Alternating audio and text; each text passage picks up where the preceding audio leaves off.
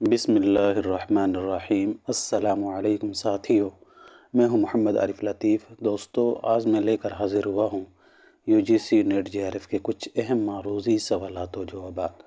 تو شروع کرنے سے پہلے اس ویڈیو کو لائک کر لیں، اور جنہوں نے ابھی تک اس چینل کو سبسکرائب نہیں کیا ہے وہ ضرور اس چینل کو سبسکرائب کر لیں۔ تو چلیے بلا تاخیر اس کلاس کو شروع کرتے ہیں۔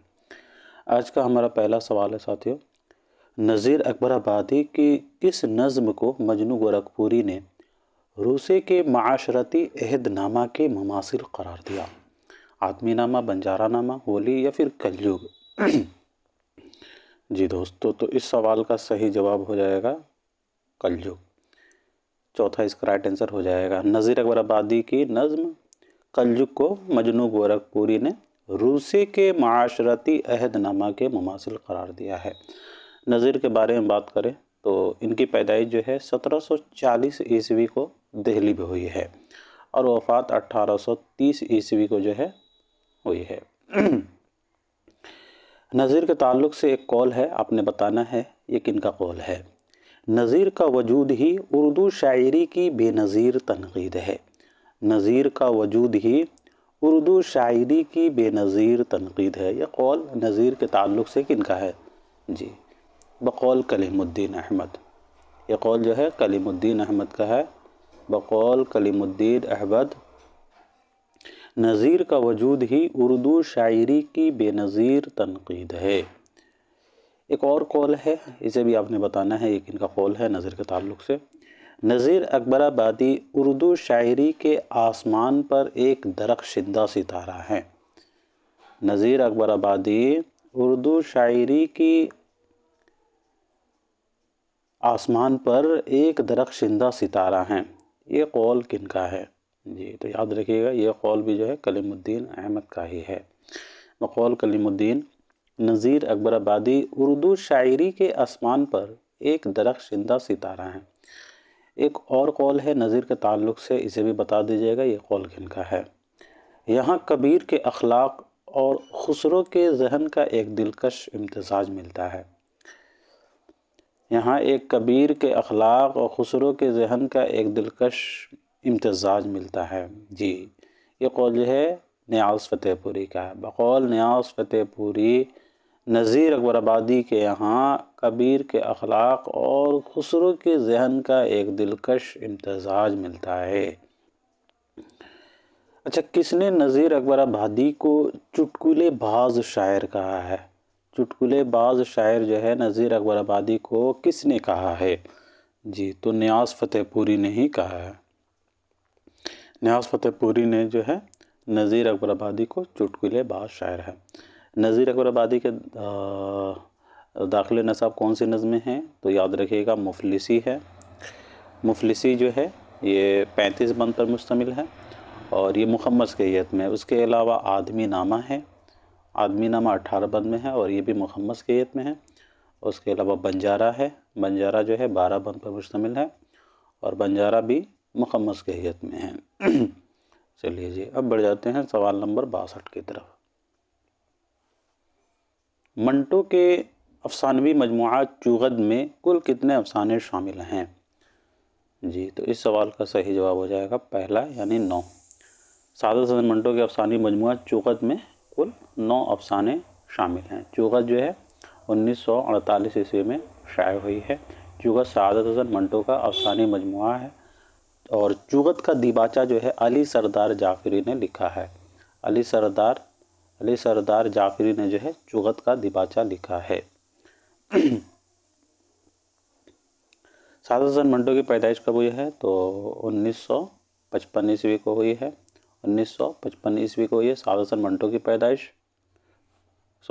وفات ہے یہ 1955۔ 1912 عیسوی میں ہوئی ہے پنجاب میں، اور وفات جو ہے 1955 عیسوی کو لاہور میں ہوئی ہے۔ یہ درست ہے دوستو، 1912 عیسوی میں پنجاب میں پیدائش ہے، اور وفات جو ہے 1955 عیسوی کو لاہور میں ہوئی ہے۔ چلیے جی، پڑھتے ہیں سوال نمبر 63 کی طرف۔ ہم ہیں کعبہ، ہم ہیں بت خانہ، ہم ہی ہیں کائنات، ہو سکے تو خود کو بھی ایک بار سجدہ کیجیے۔ یہ شعر کس کا ہے؟ فیض احمد فیض، فراق گورکھپوری، مجروح سلطان پوری یا پھر خلیل الرحمن اعظمی؟ جی تو اس سوال کا صحیح جواب ہو جائے گا تیسرا، مجروح سلطان پوری۔ ہم ہیں کعبہ، ہم ہیں بت خانہ، ہم ہی ہیں کائنات، ہو سکے تو خود کو بھی ایک بار سجدہ کیجیے۔ یہ شعر جو ہے مجروح سلطان پوری صاحب کا ہے۔ ان کا اصل نام کیا ہے ساتھیو؟ تو یاد رکھیے گا اسرار الحسن خان۔ اسرار الحسن خان جو ہے ان کا اصل نام ہے، اور مجروح تخلص کرتے تھے۔ ابتدا میں جو ہے یہ اسرار تخلص کرتے تھے، بعد میں جو ہے انہوں نے مجروح تخلص اختیار کیا ہے۔ پیدائش کب ہوئی ہے؟ تو 1919 عیسوی کو ہوئی ہے اعظم گڑھ میں، اور وفات جو ہے 2000 عیسوی کو ممبئی میں ہوئی ہے۔ مجروح سلطان پوری کی پیدائش جو ہے 1919 عیسوی کو ہوئی ہے اعظم گڑھ میں، وفات 2000 عیسوی کو ممبئی میں۔ مجروح سلطان پوری کو ترقی پسند غزل کا نقیب کہا جاتا ہے۔ موسٹ امپورٹنٹ پوائنٹ ہے، نوٹ کر لیجئے گا۔ مجروح سلطان پوری کو جو ہے ترقی پسند غزل کا نقیب کہا جاتا ہے۔ ہو سکتا ہے کہیں یہ سوال پوچھ لیا جائے، یہاں سے سوال بن جائے تو یاد رکھیے گا۔ پوچھ لیا جائے آپ سے کہ ان میں سے کسے جو ہے ترقی پسند غزل کا نقیب کہا جاتا ہے، تو یاد رکھیے گا مجروح سلطان پوری کو۔ غزل جو ہے مجروح سلطان پوری کا جو ہے مجموعہ کلام ہے غزل، یاد رکھیے گا غزل جو ہے مجروح سلطان پوری کا مجموعہ کلام ہے، اور یہ انجمن ترقی اردو علی گڑھ سے شائع ہوئی ہے۔ پہلی مرتبہ 1953 میں شائع ہوئی غزل، مجروح سلطان پوری کا شعری مجموعہ غزل جو ہے پہلی مرتبہ 1953 میں شائع ہوئی، اور دوسری مرتبہ جو ہے 56 میں شائع ہوئی۔ اس کے 3 سال بعد جو ہے 3 سال بعد جو ہے دوسری مرتبہ شائع ہوئی ہے۔ مشعل جاں جو ہے مشعل جاں ان کا دوسرا شعری مجموعہ ہے۔ مجروح سلطان پوری کا دوسرا شعری مجموعہ مشعل جاں ہے۔ غزل ان کا پہلا شعری مجموعہ ہے، اور مشعل جاں جو ہے ان کا دوسرا شعری مجموعہ ہے۔ اب بات کریں فیض احمد فیض کی، تو فیض کی پیدائش جو ہے 1911 عیسوی کو ہوئی ہے۔ یاد رکھیے گا 1911 عیسوی کو فیض احمد فیض کی پیدائش ہے سیال کوٹ میں، اور وفات جو ہے 1984 عیسوی کو لاہور میں۔ فراق گورکھپوری کی پیدائش کب ہوئی ہے؟ تو 1896 عیسوی کو گورکھپور میں، اور وفات جو ہے 1982 عیسوی کو دہلی میں۔ چلیے جی اب بڑھتے ہیں سوال نمبر 64 کی طرف۔ مجروح سلطان پوری کا مشہور اشعار ہیں: دیکھ زنداں سے پرے رنگ چمن، جوش بہار رقص کرنا ہے تو پھر پاؤں کی زنجیر نہ دیکھ۔ میں اکیلا ہی چلا تھا جانب منزل، مگر لوگ ساتھ آتے گئے اور کارواں بنتا گیا۔ بچا لیا مجھے طوفان کی موج نے ورنہ، کنارے والے سفینہ میرا ڈبو دیتے۔ یہ اشعار جو ہیں مجروح سلطان پوری کے ہیں، بہت ہی مشہور ہیں۔ چلیے جی اگلا سوال 64 ہے: تاریخی لحاظ سے کون سی ترتیب درست ہے؟ اور ساتھ ہی ساتھ یہ بھی بتائیے یہ تصانیف جو ہیں یہ کن کے ہیں؟ جی دوستو، تو اس سوال کا صحیح جواب ہو جائے گا چوتھا، سنگ و خشت کی سال تصنیف 1942 ہے، 1942۔ چنگ و رباب کی سال تصنیف 1944 ہے۔ شیشہ و تیشہ کا سنِ اشاعت جو ہے 46 ہے، 1946۔ نوک نشتر کا سنِ اشاعت جو ہے 1949 ہے۔ سنگ و خشت 1942، چنگ و رباب 1944، شیشہ و تیشہ 1946، نوک نشتر 1949۔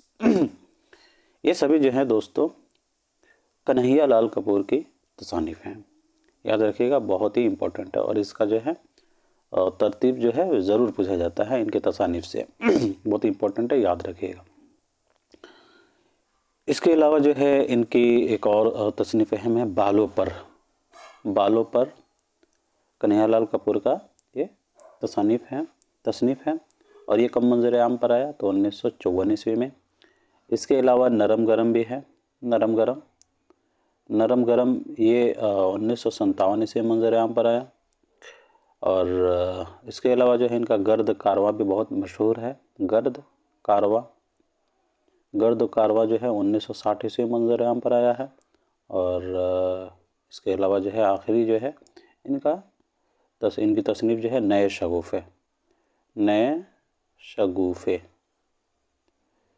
شگوفے جو ہے 1988 سے منظر عام پر آیا۔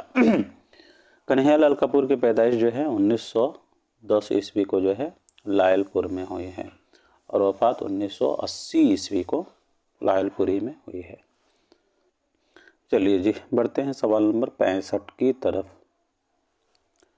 مثنوی قطب مشتری کا کردار عطارد پیشی کے اعتبار سے کیا ہے؟ سپاہی، مصور، معالج یا پھر تعلیق؟ جی دوستو، تو اس سوال کا صحیح جواب ہو جائے گا دوسرا، مصور۔ مثنوی قطب مشتری میں جو کردار ہے عطارد جو ہے وہ پیشے کے اعتبار سے تصویر بنانے والا رہتا ہے۔ پیشے کے اعتبار سے کیا ہے تو مصور رہتا ہے۔ قطب مشتری کو ملا وجہ نے کب لکھا تھا؟ تو یاد رکھیں گے 1609 عیسوی میں لکھا تھا۔ 1609 عیسوی میں جو ہے ملا وجہ نے 1609 عیسوی میں لکھا تھا۔ قطب مشتری کے حوالے سے کچھ پوائنٹ ہیں جو یہاں آپ دیکھ سکتے ہیں۔ ابراہیم قطب شاہ جو کہ ہیرو کے والد ہیں، محمد قلی قطب شاہ وہ خود ہیرو ہے۔ مشتری ہیروئن ہے جو اس مثنوی میں بنگالی کی شہزادی ہوتی ہے، یہ بھی پوچھا جاتا ہے دوستوں، تو یاد رکھیے گا مشتری ایک ہیروئن ہے اور وہ بنگالی کی شہزادی رہتی ہے۔ زہرہ کا کردار بھی بہت اہم ہے۔ زہرہ جو ہے حضرت داؤد سے زیادہ خوش الحان ہے، اور مشتری کی بہن ہے زہرہ، اور ساتھ ہی مرے خان کی محبوبہ ہوتی ہے۔ زہرہ جو ہے مشتری کی بہن ہے اور مرے خان کی محبوبہ ہے۔ مرے خان کون ہے؟ تو مرے خان بھی اہم کردار ہے مثنوی قطب مشتری کا۔ مرے خان جو ہے یہ حلب کے بادشاہ شاہ سرطان کے وزیر اعظم یعنی اسد خان کا بیٹا ہے۔ مرے خان اسد خان کا بیٹا ہے۔ زہرہ مرے خان کی محبوبہ ہے۔ مرے خان حلب کے بادشاہ شاہ سرطان کے وزیر اعظم اسد خان کا بیٹا مرے خان ہے۔ عطارد جو اپنے زمانے کا لاسانی مصور اور ہیرو کا رازدار اور مشیر ہے۔ یہ بھی پوچھا جاتا ہے قطب مشتری میں ہیرو کا رازدار کون تھا؟ تو عطارد۔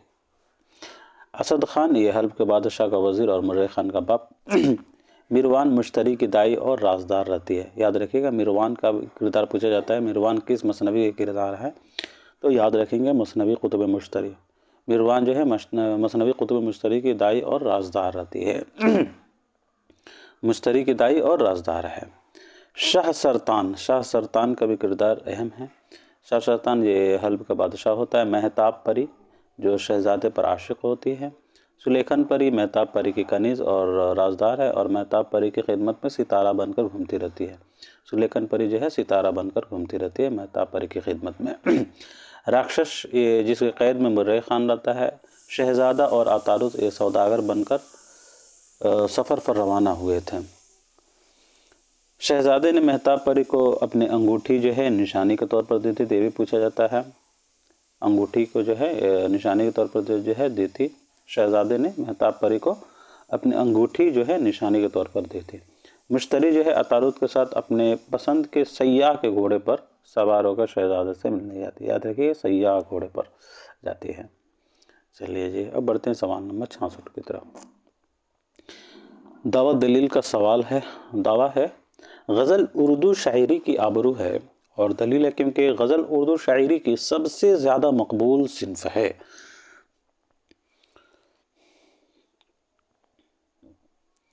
اور ساتھ ہی ساتھ یہ بھی بتائیے غزل اردو شاعری کی آبرو ہے، یہ قول کن کا دیا ہوا ہے غزل کے حوالے سے؟ جی دوستو، تو اس سوال کا صحیح جواب ہمارا ہو جائے گا تیسرا۔ دعویٰ صحیح ہے اور دلیل بھی صحیح ہے۔ غزل اردو شاعری کی آبرو ہے، بالکل رشید احمد صدیقی کا یہ قول ہے۔ غزل اردو شاعری کی آبرو ہے، اور دلیل بھی درست ہے کیونکہ غزل اردو شاعری کی سب سے زیادہ مقبول صنف سخن ہے۔ دعویٰ صحیح ہے اور دلیل بھی صحیح ہے، دونوں درست ہیں۔ رشید احمد صدیقی کی پیدائش اور وفات کب ہوئی ہے؟ تو یاد رکھیے گا 1896 ईस्वी को जौनपुर में हुई है और वफ़ात जो है 1977 ईस्वी को अली गढ़ में हुई है। रशीद अहमद सिद्दीकी की पैदाइश 1896 में जौनपुर में और वफ़ात 1977 ईस्वी को अलीगढ़ में। चलिए जी, बढ़ते हैं सवाल नंबर 67 की तरफ। किस नावल में फ्लैश बैक की तकनीक इस्तेमाल हुई है? इब्नुल वक्त, टेढ़ी लकीर, एक चादर मैली सी या फिर उमराव जान अदा? जी, तो इस सवाल का सही जवाब हो जाएगा चौथा, यानी उमराव जान अदा। नावल उमराव जान अदा में फ्लैश बैक की तकनीक इस्तेमाल हुई है। दोस्तों, ये सवाल बहुत दफ़ा पूछा जा चुका है, हो सकता है आगे भी कहीं पूछ लिया जाए, क्योंकि बहुत ही इम्पोर्टेंट सवाल है ये। चलिए जी, उमराव जान अदा ये मिर्ज़ा हादिर सिवा का एक शाहकार नावल है। कब मंजर आम पर आया? तो 1899 से मंजर आम पर आया और ये एक तरह से नफ्सियाती नावल है। कितने हिस्सों पर मुश्तमिल है? तो बता दीजिएगा जी, 25 हिस्सों पर मुश्तमिल है और इसमें फ्लैशबैक की तकनीक इस्तेमाल हुई है। मिर्ज़ा रसूल की पैदाइश कब हुई? तो 1858 ईस्वी को हुई है। 1858 ईस्वी को जो है मिर्ज़ा रसूल की पैदाइश है लखनऊ में और वफ़ात जो है 1931 ईस्वी को हैदराबाद में हुई है। मिर्ज़ा रसूल का शुमार जो है नफ्सियाती नक़ादों में किया जाता है। याद रखिएगा, इफ़शाए राज मिर्ज़ा रसूल की पहली अदबी कोशिश है। इफ़शाए राज जो है मिर्ज़ा रसूल की पहली अदबी और तख्लीक़ी कोशिश है। ज़ात शरीफ, शरीफज़ादा और अख्तरी बेगम, ये सब भी मिर्ज़ा हादिर रसूल के नावल हैं। अच्छा, एक कॉल है जो आपने बताना है, ये कॉल किनका है? सरशार के फसाने आज़ाद और उमराव जान अदा को लखनऊ की तहजीबी ज़िंदगी का सबसे कामयाब मुरक्का कहा जा सकता है। ये कौल जो है किनका है? पंडित रतननाथ सरशार के फसान आज़ाद और उमराव जान अदा, मिर्ज़ा हादिर रसूल का उमराव जान अदा के हवाले से ये कौल है, बताना है आपने किनका है जी। तो ये कौल जो है मोहम्मद हसन साहब का है। 1926 से 2010 वाले का ये कौल है कि जो है सरशार के फसान आज़ाद और उमराव जान अदा को लखनऊ की तहजीबी ज़िंदगी का सबसे कामयाब मुरक्का कहा जा सकता है। चलिए जी, एक कॉल और बता दीजिएगा उमराव जान अदा के हवाले से है। किसने लिखा है कि उमराव जान अदा को मुअज्जज़ाए फ़न कहा जाए तो बेजा नहीं? किसने लिखा है कि उमराव जान अदा को मुअज्जज़ाए फ़न कहा जाए तो बेजा नहीं? जी, नोट कर लीजिएगा, नूरुल हसन नकवी ने लिखा है कि उमराव जान अदा को मुअज्जज़ाए फ़न कहा जाए तो बेजा नहीं। चलिए जी, अब बढ़ जाते हैं सवाल नंबर 68 की तरफ। नावल आग का दरिया में सरजू नदी के किनारे श्याम किरण घोड़े से कौन उतरता है? गौतम नीलंबर, शंकर, अबुल मंसूर कमालुद्दीन या फिर चंपा अहमद? जी, तो इस सवाल का सही जवाब हो जाएगा अबू मंसूर कमालुद्दीन। तीसरा इसका राइट आंसर हो जाएगा।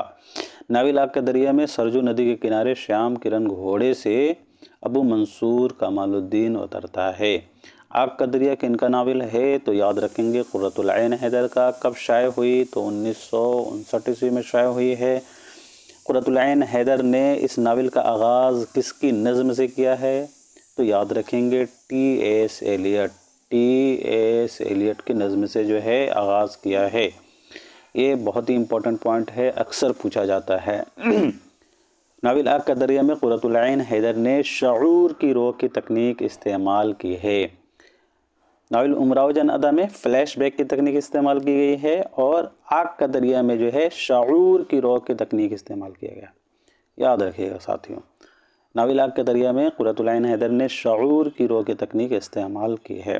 कुर्रतुल ऐन हैदर ने इस नावल को कितने अदवार में तकसीम किया? तो याद रखेंगे 4 अदवार में तकसीम किया है और हर दौर को 4 कहानियों में पेश किया।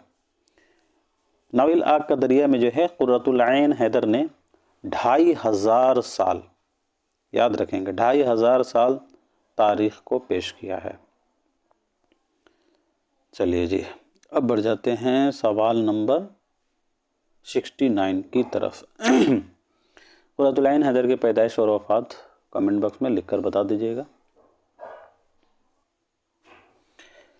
حالی نے مرزا غالب کا مرثیہ کس حیت میں لکھا؟ مولانا الطاف حسین حالی نے مرزا غالب کا مرثیہ کس حیت میں لکھا؟ غزل، ترجیب بند، مسدس یا پھر ترکیب بند؟ جی تو اس سوال کا صحیح جواب ہو جائے گا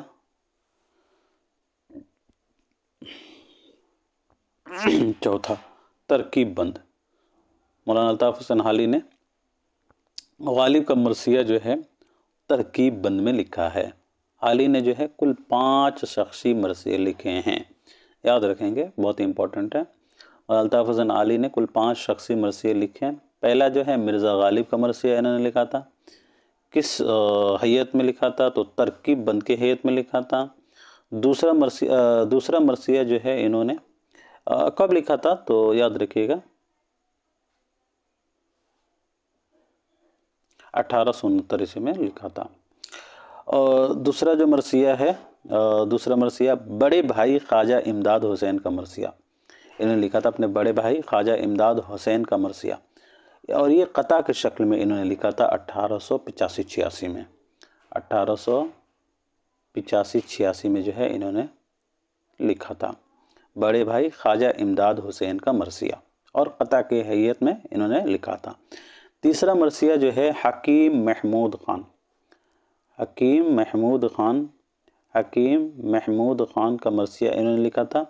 کب لکھا تھا؟ تو یاد رکھیں گے 1892 میں لکھا تھا، اور یہ کس حیت میں لکھا تھا؟ تو مسدس کے حیت میں لکھا تھا، مسدس کے حیت میں انہوں نے لکھا تھا۔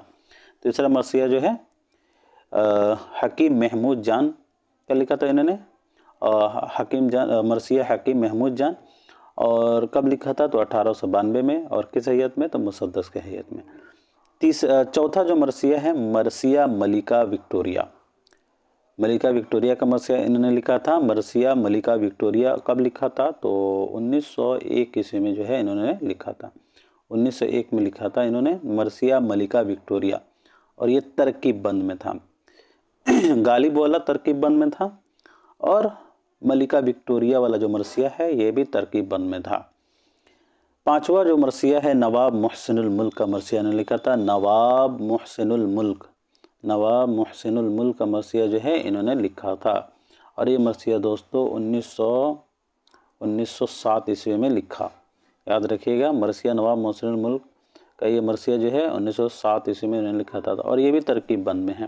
تو یاد رکھیے گا غالب والا مرثیہ جو ہے، اور ملکہ وکٹوریہ والا، اور مرثیہ نواب محسن، یہ 3 مرثیے جو ہیں انہوں نے ترکیب بند میں لکھے ہیں۔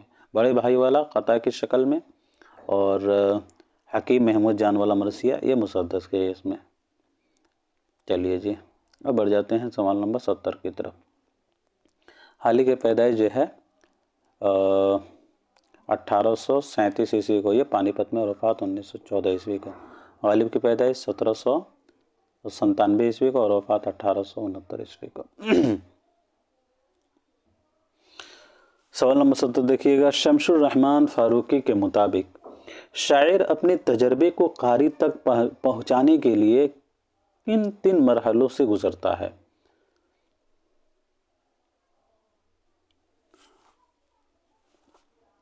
جی تو اس سوال کا صحیح جواب ہو جائے گا پہلا، اظہار، ترسیل اور ابلاغ۔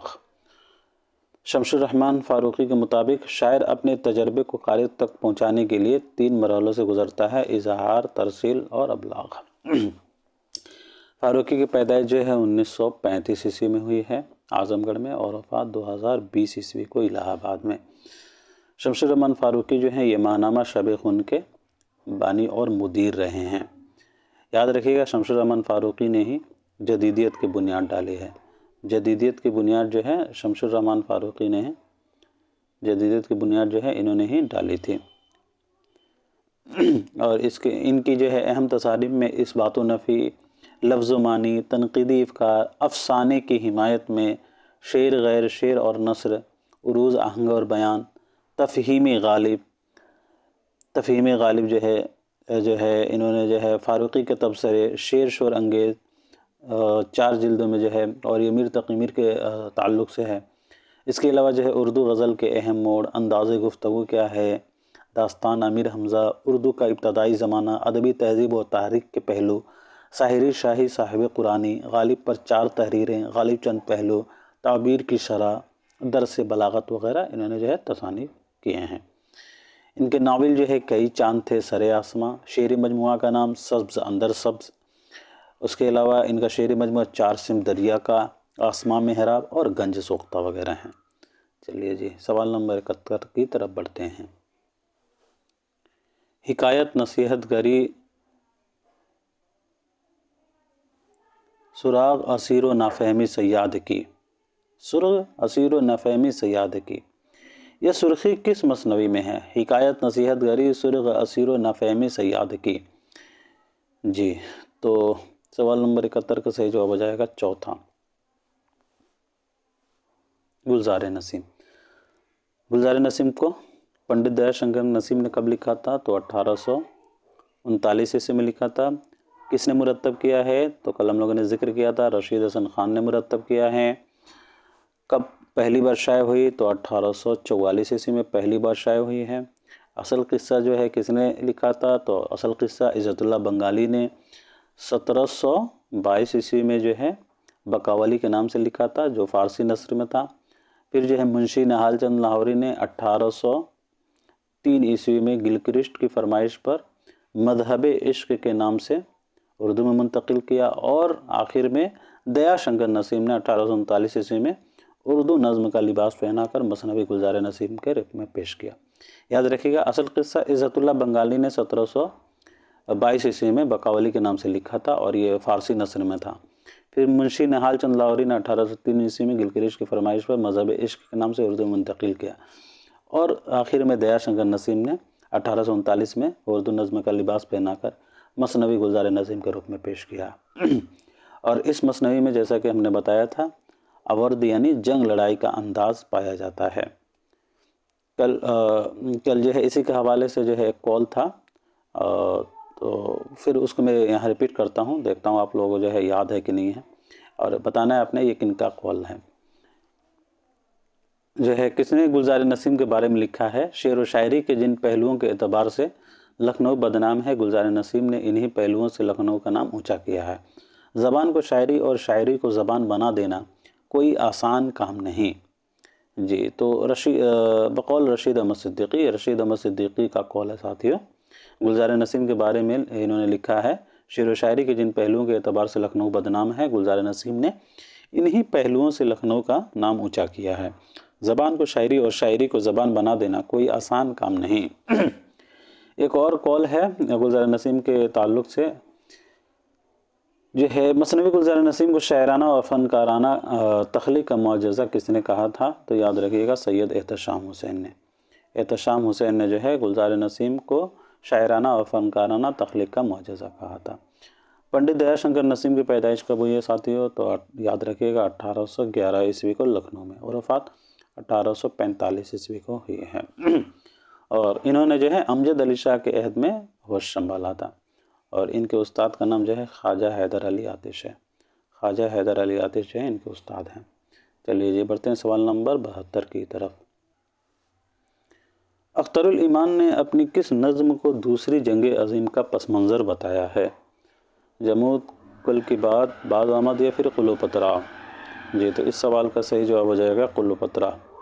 اختر الایمان نے اپنی نظم کو جو ہے دوسری نظم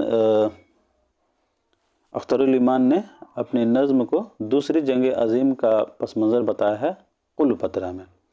یاد رکھیے گا اختر الایمان نے اپنی نظم قلوپترا میں جو ہے جنگ عظیم کا پس منظر بتایا ہے۔ اختر الایمان نے اپنی نظم قلوپترا میں جو ہے دوسری جنگ عظیم کا پس منظر پیش کیا ہے۔ اختر الایمان کی مشہور نظموں میں جو ہے ایک لڑکا جو یادیں میں شامل ہے، قلوپترا، پگڈنڈی، مسجد، پرانی فصیل، جمود، موت، نقش پا، اجنبی، شکوہ، سجدہ، یہ سبھی جو ہیں ان کے مشہور نظمیں ہیں۔ اختر الایمان کی پیدائش کب ہوئی؟ تو یاد رکھیے گا 1915 عیسوی کو، 1915 عیسوی کو بجنور میں ہوئی ہے، اور وفات جو ہے 1996 عیسوی کو ہوئی ہے ممبئی میں۔ 1915 عیسوی کو جو ہے بجنور میں پیدائش ہے اور وفات 1996 کو ممبئی میں۔ چلیے جی اب بڑھتے ہیں سوال نمبر 73 کی طرف۔ فی زمانہ یہی حال دکن کا ہے، لکھنؤ اجڑ کے دکن آباد ہوا، میں تو گیا نہیں مگر سنا ہے کہ محلے لکھنؤ والوں سے آباد ہیں۔ یہ عبارت کس ناول سے ماخوذ ہے؟ فسانۂ آزاد، ابن الوقت، امراؤ جان ادا یا پھر گودان؟ جی ساتھیو تو سوال نمبر 73 کا صحیح جواب ہو جائے گا تیسرا یعنی امراؤ جان ادا۔ فی زمانہ یہی حال دکن کا ہے، لکھنؤ اجڑ کے دکن آباد ہوا، میں تو گیا نہیں مگر سنا ہے کہ محلے لکھنؤ والوں سے آباد ہیں۔ یہ عبارت جو ہے ناول امراؤ جان ادا سے ماخوذ ہے۔ امراؤ جان ادا کے بارے میں اوپر ذکر ہو چکا ہے، تو اب بڑھتے ہیں سوال نمبر 74 کی طرف۔ نظم معرہ اردو میں کہاں سے آئی؟ عربی، ترکی، فارسی یا پھر انگریزی؟ جی تو سوال نمبر 74 کا سمپل سا جواب ہو جائے گا انگریزی۔ نظم معرہ جو ہے اردو میں انگریزی ادب کے راستے سے آئی ہے۔ اور آپ بتا دیجئے گا جو ہے کس نے بلا قافیہ نظم کے لیے معرہ کی اصطلاح کو رواج دینے کا مشورہ دیا؟ کس نے بلا قافیہ نظم کے لیے معرہ کی اصطلاح کو رواج دینے کا مشورہ دیا؟ جی تو یاد رکھیں گے مولوی عبدالحق نے۔ مولوی عبدالحق نے بلا قافیہ نظم کے لیے نظم معرہ کی اصطلاح کو رواج دینے کا مشورہ دیا۔ مولوی عبدالحق کی پیدائش 1870 عیسوی کو اور وفات 1961 عیسوی کو۔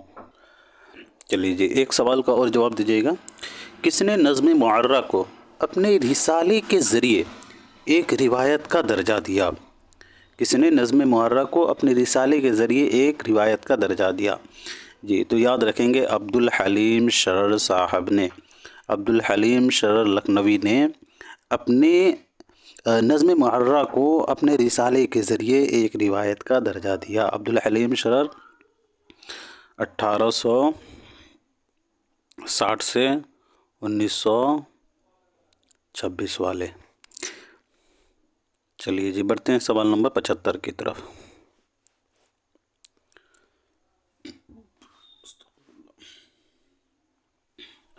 شمس العشاق کس کا لقب ہے؟ ان میں سے شمس العشاق جو ہے کن کا لقب ہے؟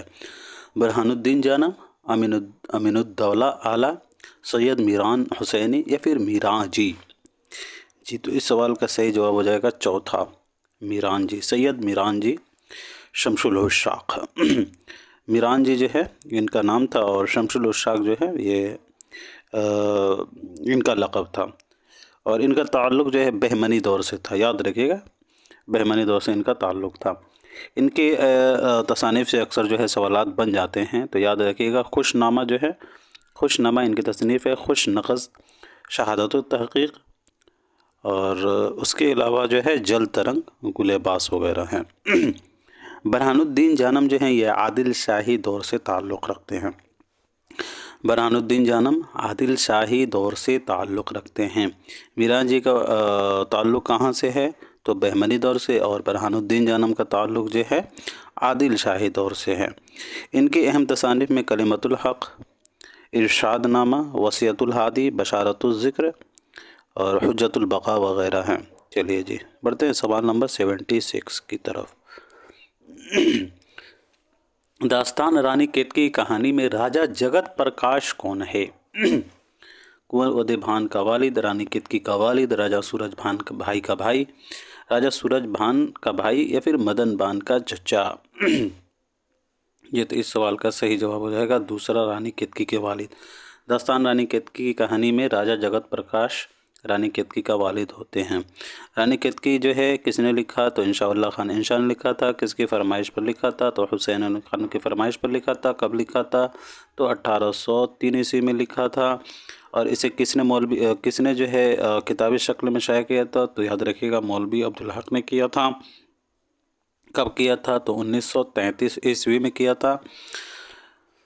انشاء کی پیدائش کب ہے؟ تو 1752 عیسوی کو ہے، اور پیدائش جو ہے 1752 عیسوی کو مرشید آباد میں، اور وفات جو ہے 1817 عیسوی کو ہی ہے۔ چلیے جی اب بڑھتے ہیں سوال نمبر 77 کی طرف۔ میری موت کس کا افسانہ ہے؟ کرشن چندر، حیات اللہ انصاری یا پھر خواجہ احمد عباس یا منشی پریم چند؟ جی تو اس سوال کا صحیح جواب ہو جائے گا تیسرا خواجہ احمد عباس، میری موت جو ہے خواجہ احمد عباس کا افسانہ ہے۔ خواجہ احمد عباس کی پیدائش کب ہوئی ہے؟ تو یاد رکھیے گا جون 1914 عیسوی کو ہوئی ہے پانی پت میں، اور وفات جو ہے 1987 عیسوی کو ممبئی میں ہوئی ہے۔ کرشن چندر کی پیدائش کب ہوئی ہے؟ کرشن چندر کی پیدائش تو یاد رکھیں گے 1914 عیسوی کو ہوئی ہے، اور وفات جو ہے 1977 عیسوی کو ہوئی ہے۔ کرشن چندر کی پیدائش جو ہے کرشن چندر کی پیدائش جو ہے پنجاب میں 1914 عیسوی کو ہوئی ہے، اور وفات جو ہے 1977 عیسوی کو جو ہے ممبئی میں ہوئی ہے۔ منشی پریم چند کی پیدائش 1880 عیسوی کو بنارس کے لمحی گاؤں میں ہوئی ہے، اور وفات 1936 عیسوی کو ہوئی ہے۔ خواجہ احمد عباس کے مشہور افسانے میں جو ہے فیصلہ لڑکی، یہاں ہیں آپ دیکھ سکتے ہیں، فیصلہ ایک لڑکی، سرکشی ابابیل تین عورتیں، ناگن پہلا پتھر، داروغہ صاحب، معمار، رادھا، زعفران کے پھول، اجنتا، اندھیرا اور اجالا، چڑیا چڑی کی کہانی، کہانی کی کہانی، جاگتے رہو، رفیق، میری موت، انتقام، میں کون ہوں، چراغ تلے اندھیرا، چراغ تلے اندھیرا، نیا شیوالا، نیا شیوالا یہ اس نام سے جو ہے علامہ اقبال کا بھی نظم ہے، لیکن نیا شیوالا یہ خواجہ احمد عباس کا افسانہ کا نام ہے۔ ٹیڑھی لین کی پتلون، دو ہاتھ، ایک پاٹلی چاول، 12 گھنٹے، واپسی کا ٹکٹ، شکر اللہ، سردار جی، نئی دھرتی نئے انسان، سلمیٰ اور سمندر، شیشے کی دیوار، لال روشنائی اور روپے آنے پائی، یہ سبھی جو ہیں خواجہ احمد عباس کے مشہور افسانے ہیں۔ چلیے جی بڑھتے ہیں سوال نمبر 78 کی طرف۔ آتش گل کس کے کلام کا مجموعہ ہے؟ اصغر، فراق، جگر یا پھر فانی؟ جی تو اس سوال کا صحیح جواب ہو جائے گا تیسرا، یعنی جگر مراد آبادی۔ آتش گل جو ہے جگر مراد آبادی کے کلام کا مجموعہ، ان کا اصل نام علی سکندر ہے اور تخلص جگر۔ پیدائش کب ہوئی ہے؟ تو 1890 عیسوی کو مراد آباد میں، اور وفات جو ہے 1960 عیسوی کو گونڈا میں۔ ان کا جو ہے پہلا شعری مجموعہ کون سا ہے دوستو؟ تو یاد رکھیے گا ان کے پہلا شعری مجموعہ کا نام جو ہے داغ جگر ہے۔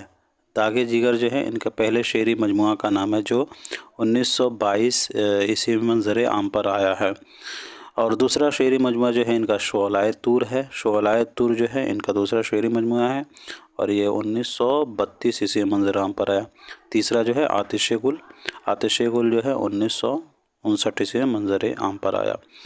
یاد رکھیے گا شعلۂ طور کا دیباچہ جو ہے اصغر گنڈوی نے لکھا ہے، اور آتش گل کا آل احمد سرور نے کہا۔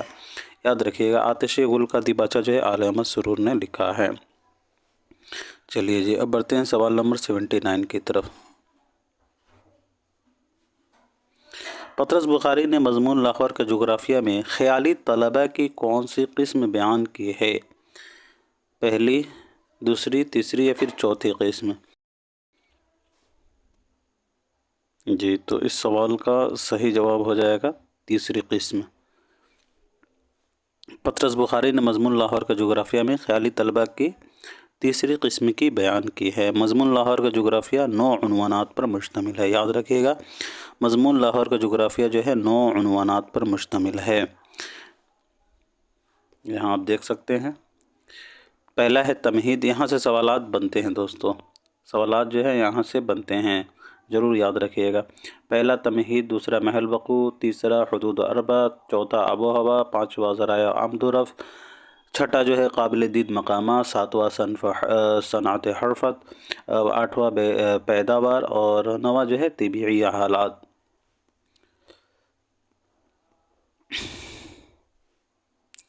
اور یہاں جو ہے پہلا طلبہ جمالی کہلاتا ہے، یہ بھی دیکھ لیجئے گا۔ پہلا طلبہ جو ہے جمالی طلبہ کہلاتا ہے، دوسرا جلالی، اور تیسرا خیالی، چوتھا جو ہے خالی کہلاتا ہے۔ چلیے جی اب بڑھ جاتے ہیں سوال نمبر 80 کی طرف، اور یہ آج کا ہمارا آخری سوال ہے۔ درج ذیل میں سے کس نے قابوس نامہ لکھی؟ عنصر المعانی، شمس قیس رازی، فروی یا پھر سعدی؟ جی تو اس سوال کا صحیح جواب ہو جائے گا ہمارا پہلا، عنصر المعانی۔ قابوس نامہ جو ہے عنصر المعالی کے قاؤس بن اسکندر بیس کی فارسی تنقید پر پہلی تصنیف ہے۔ یاد رکھیے گا، قابوس نامہ جو ہے یہ فارسی تنقید پر پہلی کتاب ہے عنصر المعالی کی، اور اس میں ٹوٹل جو ہے 44 ابواب ہیں۔ چہار مقالہ جو ہے یہ عروض سمرقندی کی ہے، یاد رکھیے گا، عروض سمرقندی کی چہار مقالہ ہے، یہ بھی بہت پوچھا جاتا ہے چہار مقالہ۔ اور جو ہے اس میں جو ہے 7 فصلیں ہیں، چہار مقالہ میں جو ہے ٹوٹل 7 فصلیں ہیں۔ تو آج کے لیے اتنا ہی رکھتے ہیں دوستو، پھر ملتے ہیں اگلے کلاس میں، تب تک کے لیے خدا حافظ۔